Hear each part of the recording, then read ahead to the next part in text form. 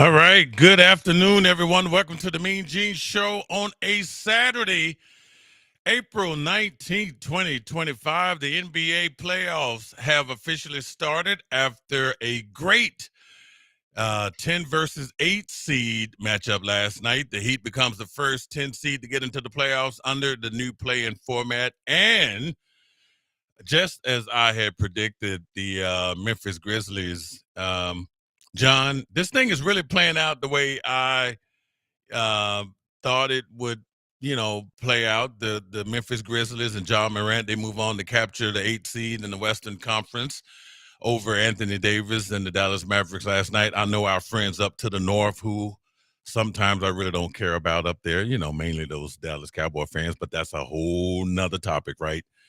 Um, it was not even close. And I think maybe perhaps Kyrie Irving plays in a game like that last night. It's a little bit different, but no, Anthony Davis did the best he could do. And God only knows if Anthony Davis was not able to play in that game last night, what would have happened. But no, things played out in the Western Conference just like I thought they would play out. So look here.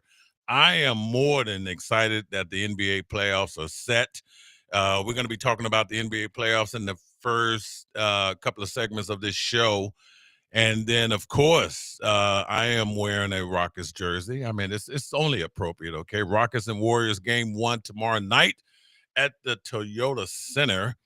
And we're also less than 1 week away from the NFL draft, which is going to take place next Thursday in Green Bay, Wisconsin. So my producer, John B., just stepped away. He'll come back. We get into the conversation about the NFL draft. As a matter of fact, I got a special treat for you. My great friend from CBSSports.com, Brian Diardo, he's going to join me at the bottom of this hour, and we're going to talk about the NFL draft. We're going to get all as much as we can get into it. I spent most of the morning looking at some of the top prospects of the NFL draft. So it's going to be a pretty good draft. Every year, there's always just great talent in the NFL draft. So looking forward to that. But hey, so the the NBA playoffs is what we're going to be talking about today. Look, it's going on right now. It's not really looking good for the Milwaukee Bucks right now because as we speak here, in Indianapolis. And look, that is, I mean, we're talking about the state of Indiana, which is a basketball state, right? The Milwaukee Bucks cannot wait to see what Doc Rivers is going to say about this game. He always has some of the most interesting press conferences, but man, he's really going to have a lot to talk about here. I mean, they're getting a little bit closer, but I think and look, they have another quarter to go. Right now, it's 89-74. The Indiana Pacers have pretty much. I think Milwaukee may have led early on when it was like 6-5 or something like that, but the Pacers have not really looked back here, and this is really interesting here because there is no Damian Lillard. He still has that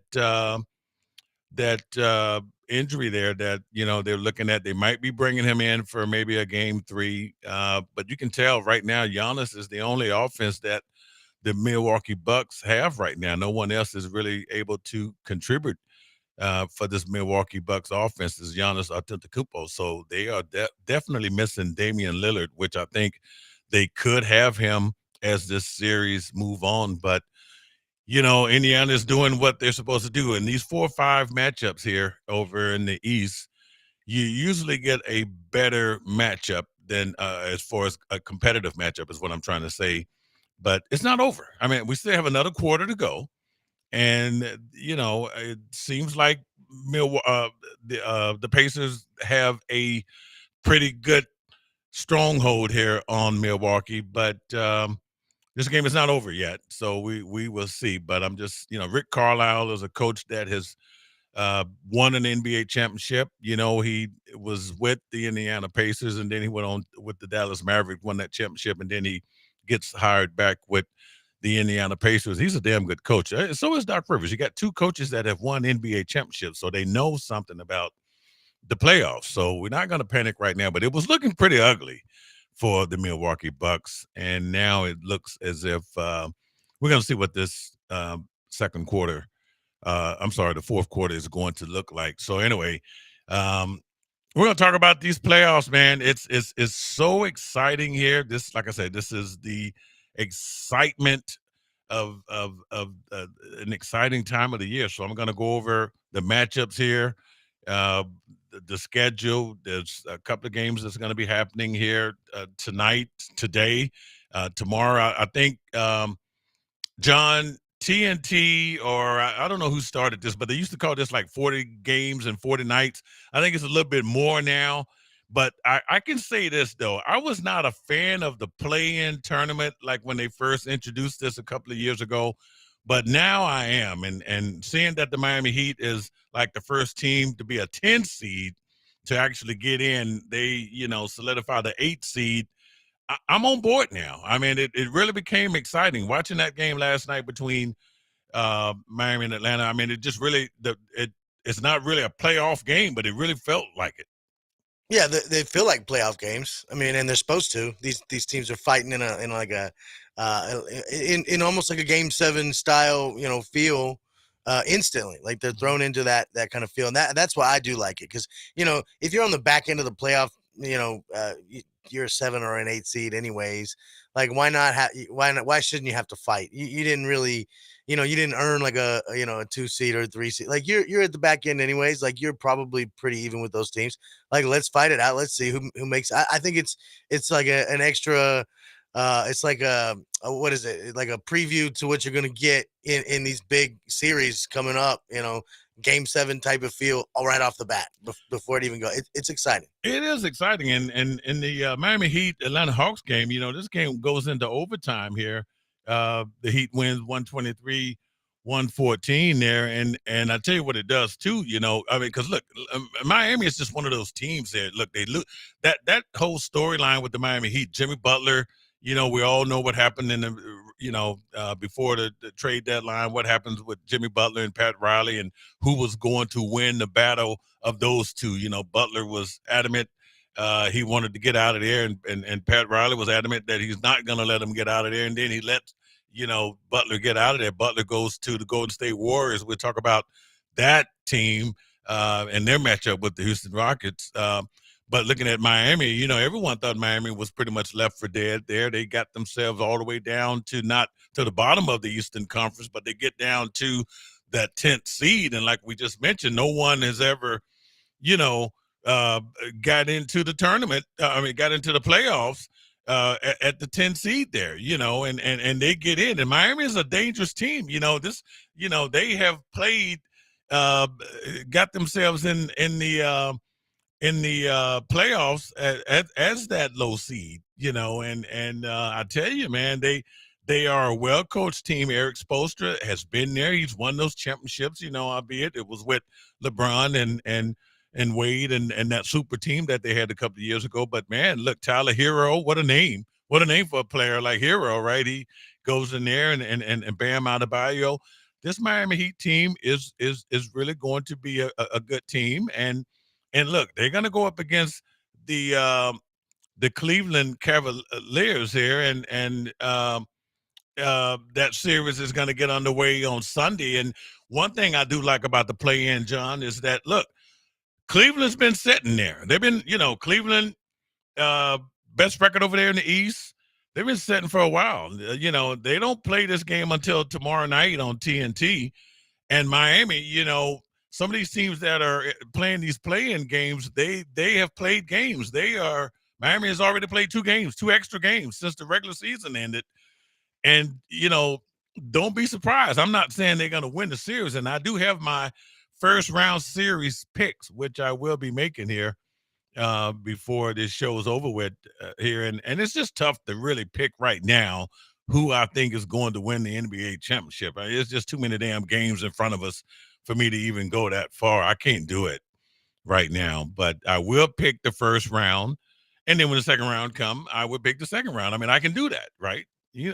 I mean, I just, it's just, I mean, this is going to be, I think it's going to be one of the most competitive first round matchups here. I will tease you right now and let you know that I have a lot of 6-game series.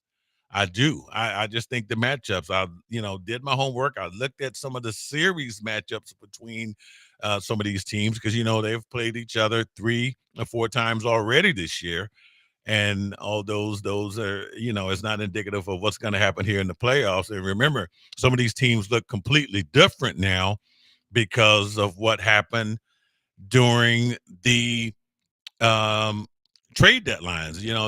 There was trades that took place, and so some of these teams, like take the Golden State Warriors. How and what that team looked like when the Houston Rockets played them before February, and how they look like after that. It's completely different. So that goes for a lot of teams. Teams change. So we'll talk about that. But so anyway, let's just start with this Eastern Conference here. So we got Cleveland versus Miami, and that's your 1 seed, and Miami ends up in that 8 seed, which is so comfortable for them. I can't remember. I don't think Miami has had a number 1 seed. I can't remember when the last time the Heat had a number 1 seed. I mean, maybe when LeBron and Wade and those guys were, way back then.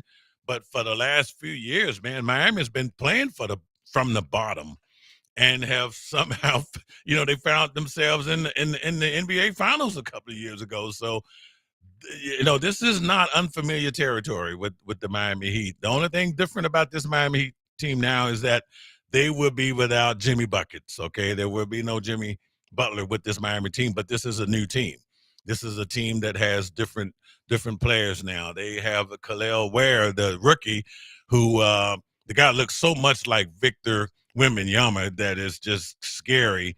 But I mean, just look at how he complements Bam Adebayo now. So this is really going to be interesting now to see how this goes. But I tell you what, why don't we just take a break, and when we come back, we'll sort of break down exactly what's going to be happening here. I'll give you the first round matchups, and then of course I will tell you, give you my thoughts on the Rockets and Golden State Warriors matchups here.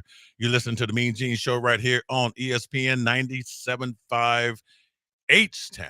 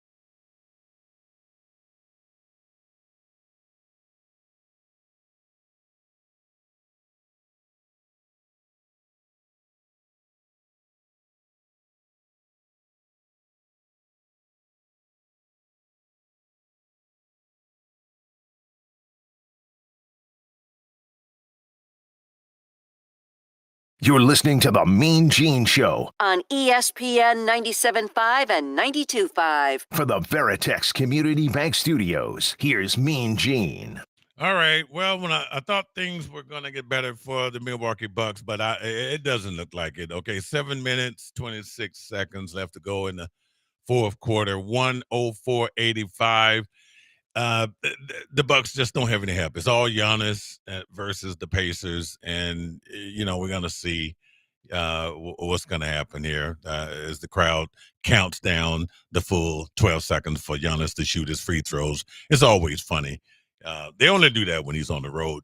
Okay, so real quick, the series over in the East. So you got the Cleveland-Miami matchup. It gets underway game 1 tomorrow night on TNT.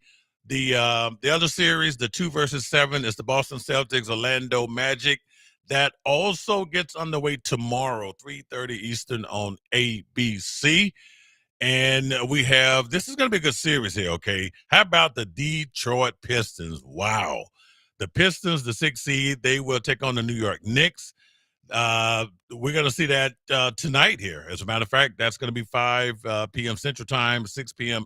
Eastern Time on ESPN. I cannot wait to get home to watch that series.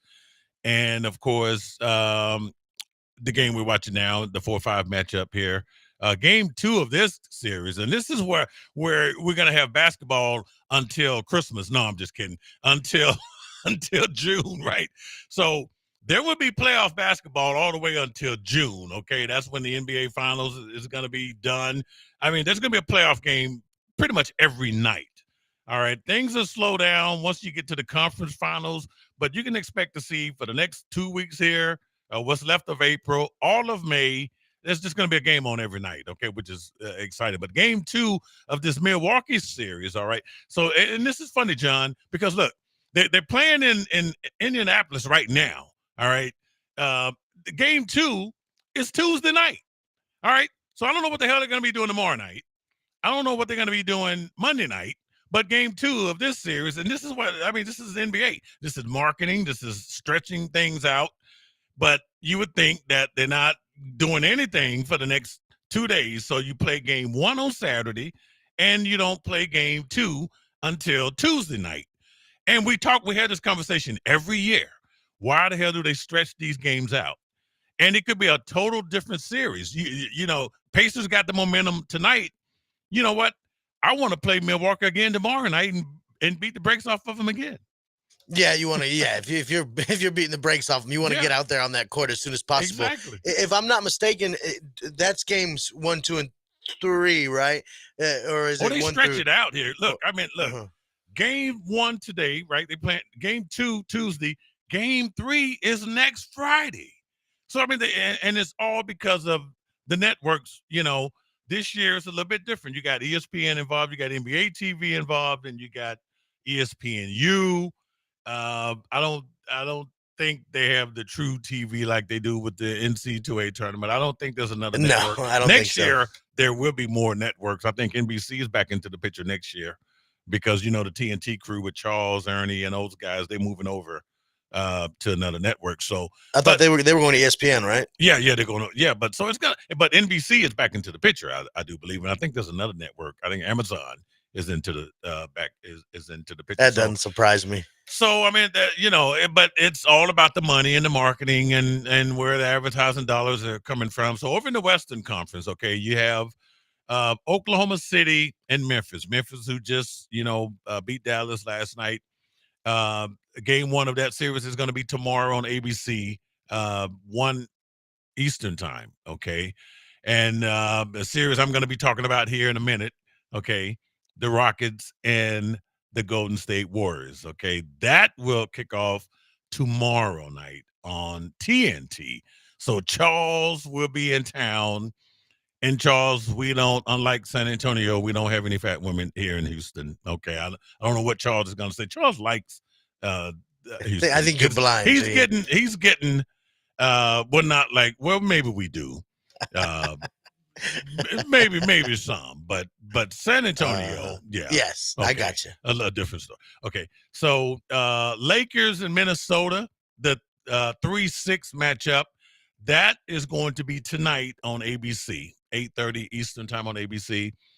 And also, I guess right after this game here, soon as Indiana gets done making quick work of Milwaukee, and oh God, I can't wait to see the Doc Rivers press conference because they're always good. Okay, Clippers and Denver will be a good series.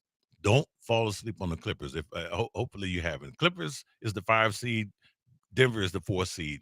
That game's coming on immediately after this Milwaukee Indiana game, and that's it. So, John, let's talk about the Rockets. Okay, let's talk about how everyone in America is saying that the Golden State Warriors are going to win this series, and I am in total disagreement. The biggest question I have, look, I did see the Warriors and the Rockets play earlier this year, and of course that was pre Jimmy Butler. Okay, one thing about the Golden State Warriors in their championship days, one thing that was very evident about that team that helped them win those championships, well, a couple of players. One was Klay Thompson and his lockdown defense. You can say Livingston was one of those players on that team that had good defense, and Iguodala, who retired, he played great defense. This Golden State Warriors team right now don't have that defense anymore. This team right now, since Jimmy Butler has joined this team, they've improved. They have actually they have not. They okay. Look, there's a reason why the Rockets are the number 2 seed, and there's a reason why the Golden State Warriors had to go through a play-in tournament to get in. It's not the same Golden State Warriors team. I think people are really giving they're respecting the Warriors for work that they've done in the past. But look, if they were all that damn good, they would have been the number 1 or number 2 seed. Okay. One thing I know about these Rockets is that, first of all, both teams are well coached. Okay, and both teams have both coaches have worked under one of the greatest in Greg Popovich. Okay, but one thing we know about this Rockets team is that they do play defense, and they play it very well. Okay, and I've spent a lot of time at the Toyota Center watching this team play some pretty good defense. And then the biggest question also is size.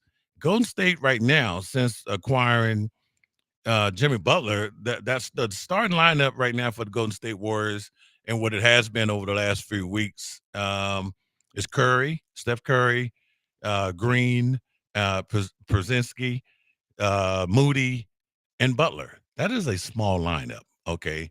And one thing I've noticed and had a chance to talk with the coach about the lineup, and this is always a popular question for Coach Udoka in the locker room, is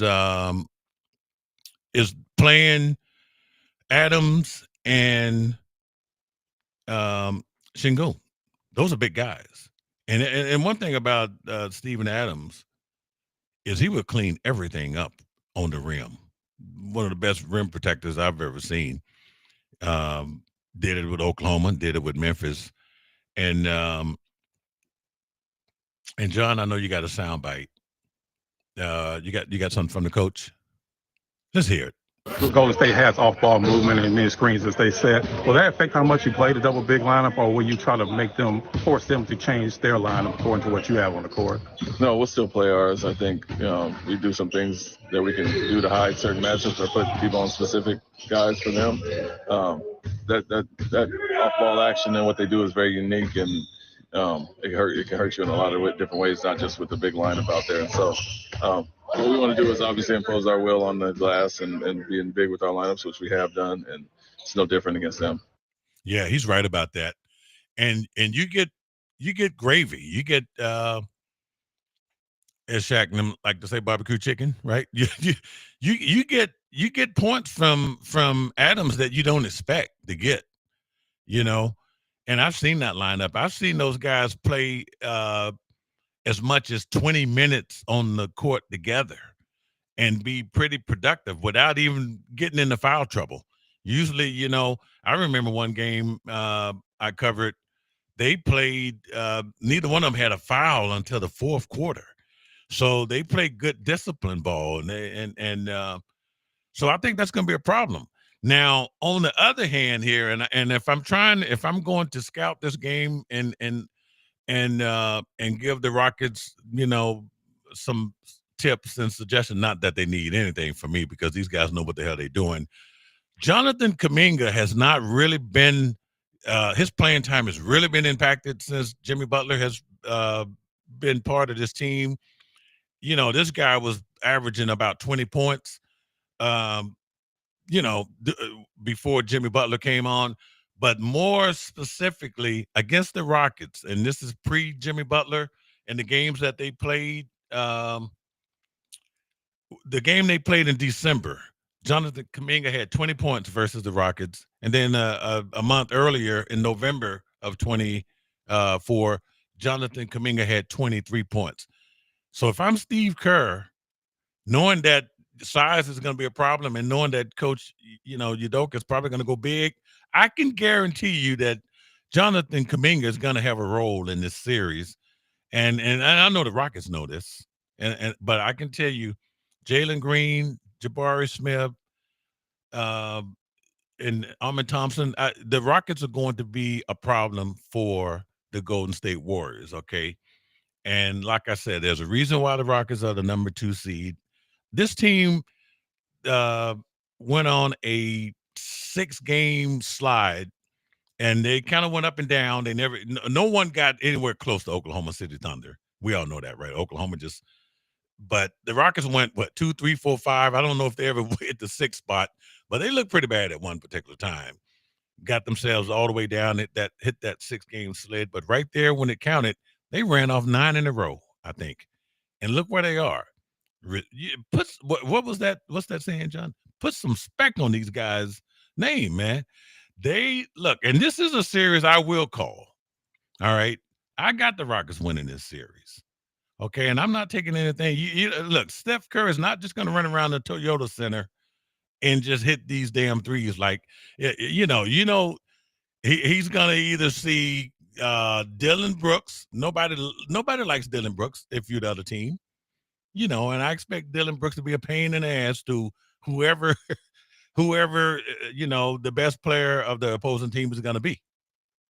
Yeah, I agree. I will say I think you're right about one thing. I don't know how much running around Toyota Center shooting threes Steph Curry's going to do if Amen Thompson's going to guard him the way he can for 7 games straight. I mean, that's a tough assignment. So I do think that the Warriors will have to be a little creative to get him the ball. But he's still Steph, and he's still dangerous, and we know what he's done to us here in this city in the past. So, I'm going to take the Rockets to win this series too. But I got to tell you, I feel a little shaky about it because the Warriors, the Warriors, the Warriors. Steph's a great shooter. They still have dogs on that team. They do. And since they've gotten Jimmy Butler, they have improved in a lot of categories. And so you wonder if they're hitting that stride kind of as they come into the postseason, and then they find it. I'm gonna go with the Rockets though.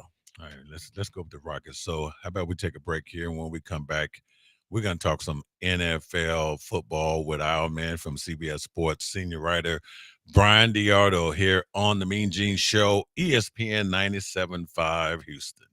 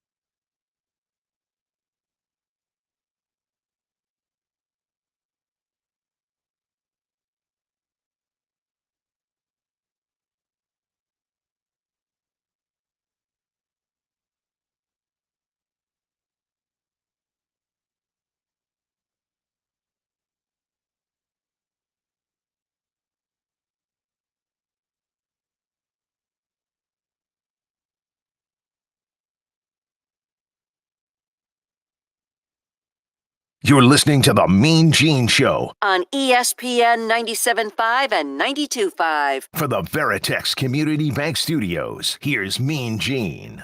All right, folks, we are moving right along here on a quick moving show on a Saturday here. It's the Mean Gene Show. And look, the NFL draft is getting ready to take place next Thursday in Green Bay, Wisconsin. I will not be there. You know, these things are fun, okay?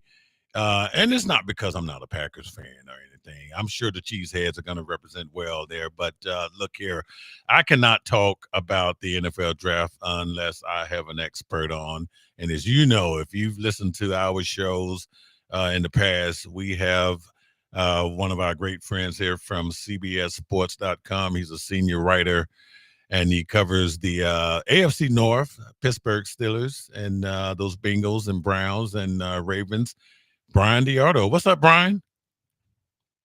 Well, hey, Gene, I thought you were promoting me on your Facebook page. I kind of felt like I was getting the Aaron Rodgers treatment. I was liking it, and I know I'm not Aaron Rodgers, but look, I'll try to be as entertaining as him, and maybe tell a little bit more truth than he does on McAfee. So, But no, I'm always good to be on with you, and I'm looking forward to diving into the draft and talking up whatever else you like to talk about. Hey, look here, man. Brian, you know what? It's been a while, and I tell you what, man, you know, to be talking football in April, it must be close to the NFL draft. And somehow every year, man, this stuff brings excitement. There are names that we haven't forgot about. We are familiar with some of these names.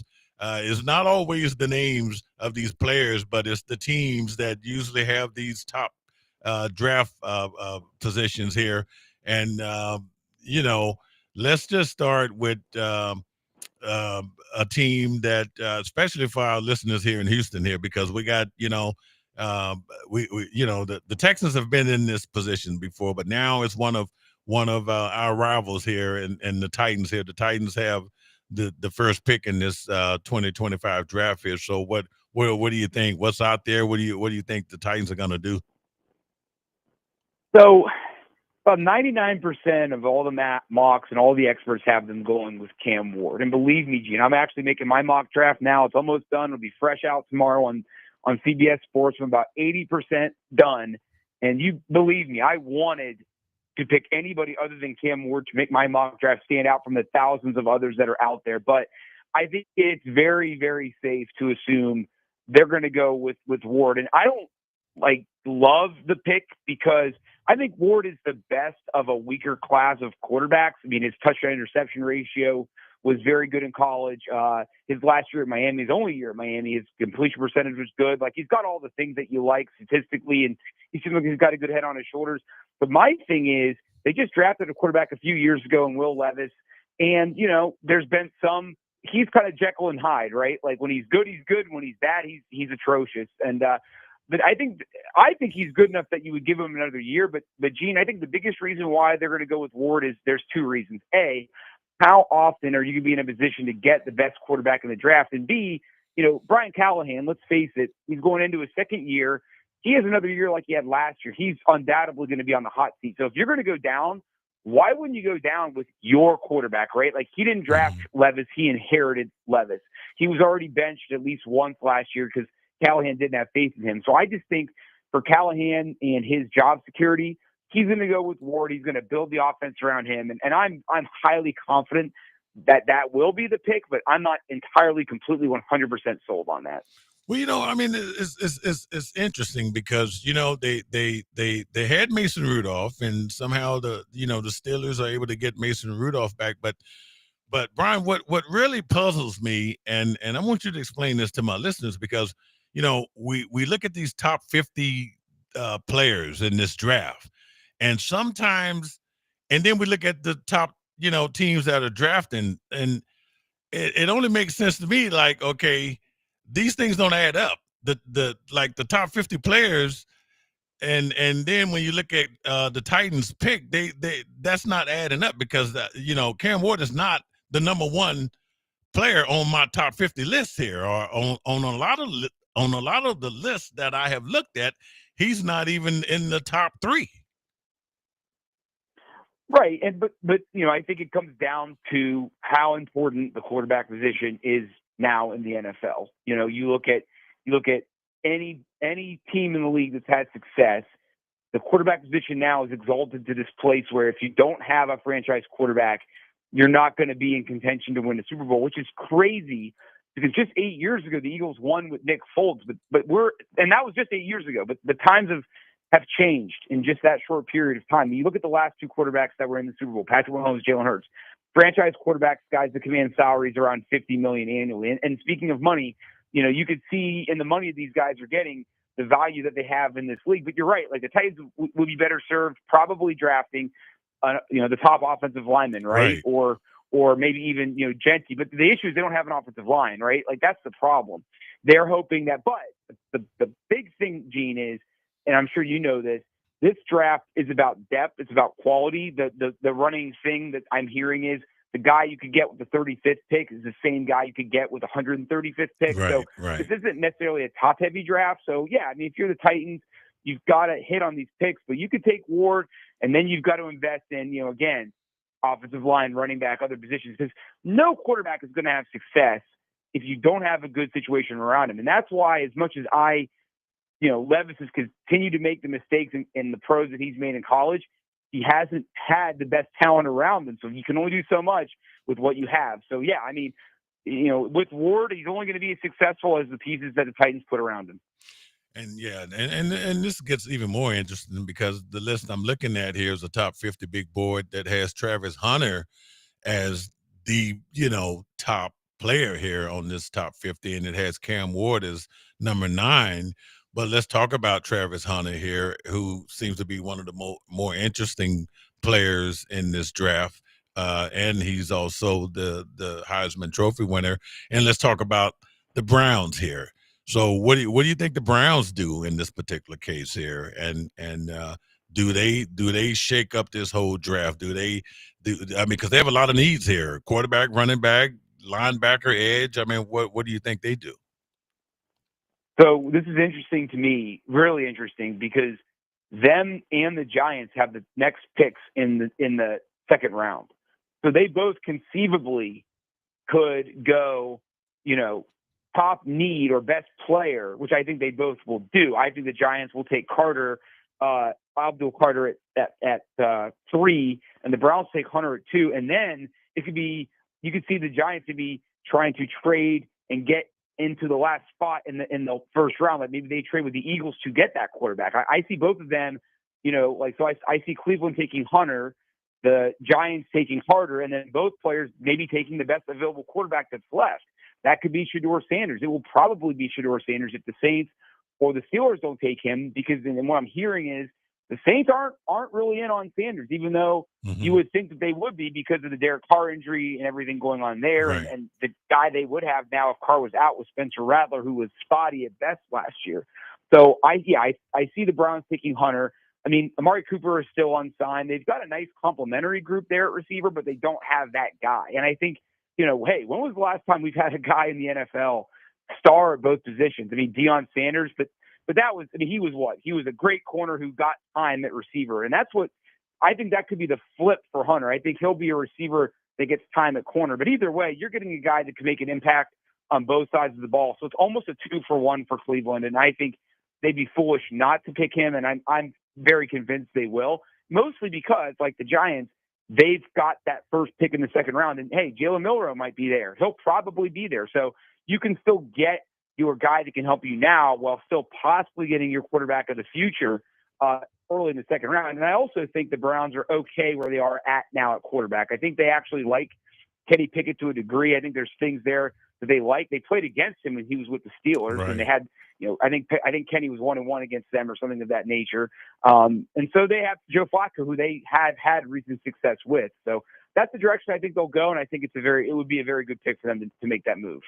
Yeah, I agree. I tell you what, Brian, we're going to take a quick break. I want you to hang on here because I do have another question about Travis Hunter as far as, he's one of those two-way players there. And my question is going to be,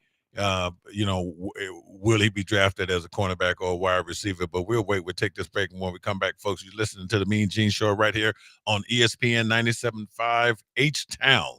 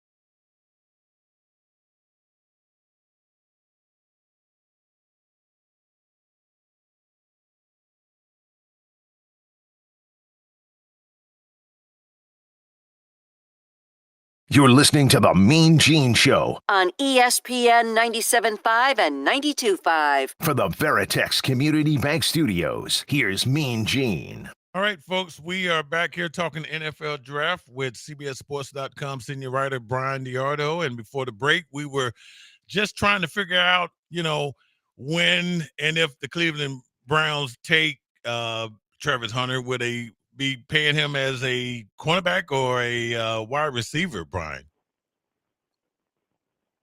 So I think he will start at corner and he'll get packages as receiver until he continues to get more comfortable there.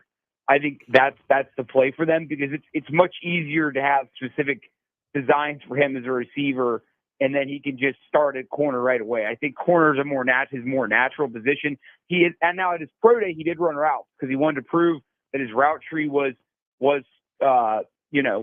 big and that he could prove that he had reliable hands, because those were two he thought were some knocks on him. Now, and I think also the thing is when he's on the field, when he's not an every down guy, all of a sudden it's again, let's go back 30 years when Dion, his college coach, did the same thing. When he came onto the field, even if he didn't get the ball, it created this confusion. It created eyeballs. It created a buzz, right? And so it's almost like when there's a quarterback injury and you don't know if the guy's going to start on Sunday. Well, that defense now has to prepare all week long for two people, right? So it's like for Hunter, you've got to prepare for the Browns offense with and without him. And so that's kind of what I think. But again, I mean, we do know that the Browns don't have the deepest group at receivers. We know that Stefanski's an offensive-minded coach, and we do know that I think he's a better receiver than people give him credit for. So, I think he will start at corner, but I wouldn't be surprised at all if he did also play a lot of receiver early on. One thing that we know is that Andrew Berry's been very open about how he is going to be open to how they will use Hunter when he's drafted. We've had teams say that they look at him more as a corner. We've had teams say that they look at him more as a receiver. The Browns are open to both, and so I think that he'll get every opportunity to line up at both. But my inkling is that he'll get more reps at cornerback to start things off. Okay, that's interesting. Good stuff there. So, look, there's been a lot of talk about the Texans here this week, and our GM, Nick Caserio, had some things to say. Brian, I want you to hear his comments. Do you feel like you have to leave this draft by at least touching on the offensive line at all? Yeah, like we feel we got to add good football players to our football team. I mean, that's what we're focused on. So whatever those positions entail, then that's how it's going to work. So, I mean, that's how we approach it. That's how we're going to handle it. So we'll see how it all goes next week. Brian, look, I mean, that was a good question, and I'm sure he's been asked that probably about 250 times, at least 50-something times. That's about the times, how many times that C.J. Stroud was sacked, last year. So I know somewhere around that. Look, the offensive line, I think with that 25th pick, I would be shocked, Brian, if they didn't take an offensive lineman with that pick. Sorry, I was getting up from my nap. Nick put me to sleep. He's done a very good job at GM, but man, he comes right from that Belichick tree of saying nothing, doesn't he? I mean, my goodness. And he's done a good job. Again, I mean, the Titans, I think the Texans, the interesting thing, people don't really discuss, like, they're one of the few teams in the league with playoff wins over the last 2 years. Like, both years they won playoff games, and they were impressive, opening round wins in convincing fashions at home against solid teams. So, like, I don't think he gets enough credit, and they don't get enough credit, and Coach DeMarco for what they're doing down there. But I agree. Everybody would be shocked if they didn't take an offensive lineman. And I just gave Nick a lot of credit. But I will say this. His acquisitions on the offensive line via free agency, that's been underwhelming. I will say that. And that just reinforces the narrative. They're going to go linemen. So let's look at who they could get. There's some rumblings they can get Tyler Booker, especially if the Cowboys pass on him, which a lot of people think they're going to go receiver with Golden from Texas. So if that happens, he could. I think the ideal pick for the Texans would be a Booker from Alabama, fellow 25. I don't think that's going to happen. I think Gray Zabel, who's probably the best interior offensive lineman outside of Booker, I think he'll be there. The knock on him is that he went to North Dakota State. Right. Well, you know what? Mason McCormick, who started for the Steelers last year, 4th-round pick, he also went to North Carolina State. So this whole small school narrative thing, like Mike Green, the pass rusher from Marshall, like, he's by far the most accomplished pass rusher in this draft, but a lot of people aren't sure where he's going to go because he went to a quote-unquote small school. I think we've got to stop with that whole thing. I mean, there's been way too many players, Tony Romo, I mean, I could go on and on, that Walter Payton, that went to small schools and then, shine somewhere else. So, I think Zabel would be a great pick for them. And the best part about him is he can play tackle and he can play offensive guard. So, like, I think he'd be a great pick for them. And I think the other option could be Josh Simmons from Ohio State. He did not allow a single sack and just one pressure and 152 pass blocking snaps last season. He played with C.J. Stroud at Ohio State. And, the Buckeyes have a good history with offensive linemen in the NFL. The issue with him is, as most people know, he had the knee injury, which short-circuited his season. So that's the scary part with him. But I think either of those guys I'd be very, very comfortable with. And I think both will be available at that point in the draft because I think teams are focusing more drafting before Houston on edge rushers. Edge rushers seems to be the hot position that's going to go off the board early. So I think there's going to be some good linemen there for them to take. But yeah, I mean, I think it's a layup if you predict that they're taking a lineman with that pick. Well, you know what, Brian? I feel pretty good, man. Look, and I'm not nowhere near an expert like yourself. And this afternoon when I got here to the studios, I was able to talk to one of our experts, Lance Zierlein, and look, the three names I have on my sheet are Tyler Booker, Greg Zabel, and Josh Simmons. So I think I did pretty good here.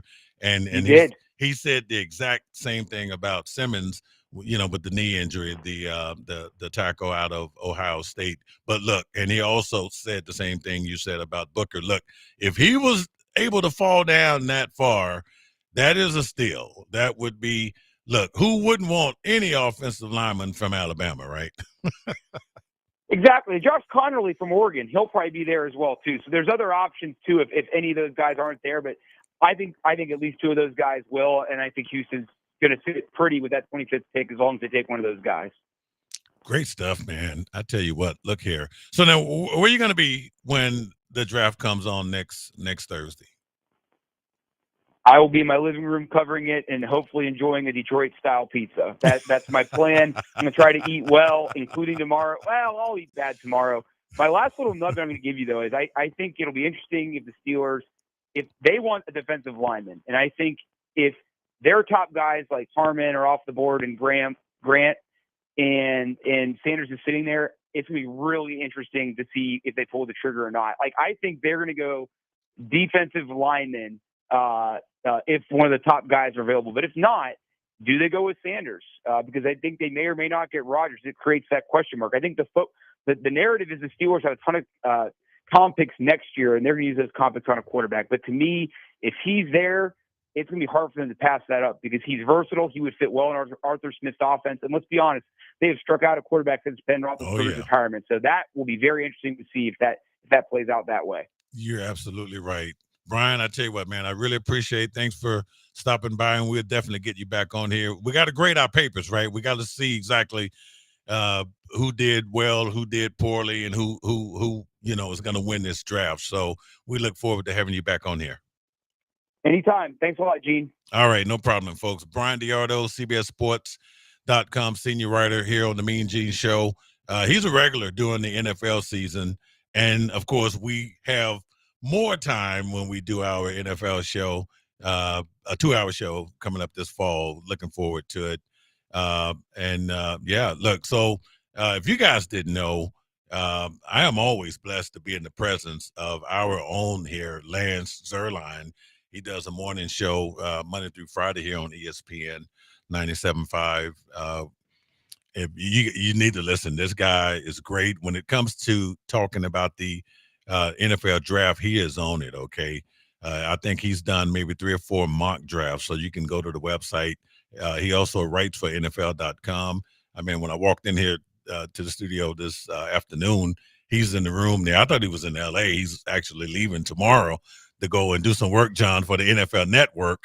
I mean, this guy knows his stuff. He covers hundreds and hundreds of college football players. And he never stops. He never stops, and he's always willing to stop and talk football. I remember I caught him in the hall a couple of years ago when we were on the network, John, and I needed some draft information, and Lance Zierlein was able to give it to me. You want to know what I really like about Lance?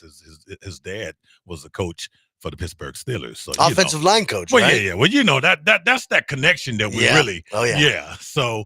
But no, but hey, Brian was right on it. And I think, and Lance just told me about an hour ago that, if Tyler Booker is there, that's who we want, right? I mean, you put him right there with Will Anderson. I mean, come on, Alabama. If you got to get some players, you want them from Georgia and Alabama. You want them from the SEC. You can't go wrong. I hate to be biased like that. Not to say that Michigan and Ohio State, those guys don't have great football players, but I mean, the SEC is the SEC. I'm sorry. You're right, too. And all the transfer portal kids are going to end up at those schools regardless anyways. So yeah, I mean, but this guy is good. And the Greg Zabel, and I watched, believe me, I got up this morning and I watched a lot of video, okay? I read about these guys, and then I go and I watch video on these guys to see if what I read matches up with what I see. And that's how I look at these guys. I don't do mock drafts, but I do look at, what the CBSSports.com guys were right there with Lance. I would believe what Lance says over anybody because I know this guy. I mean, he's right here. We are fortunate to have him right here. If I'm going to talk, NFL drafts, and Brian is good. Brian covers all of the NFL.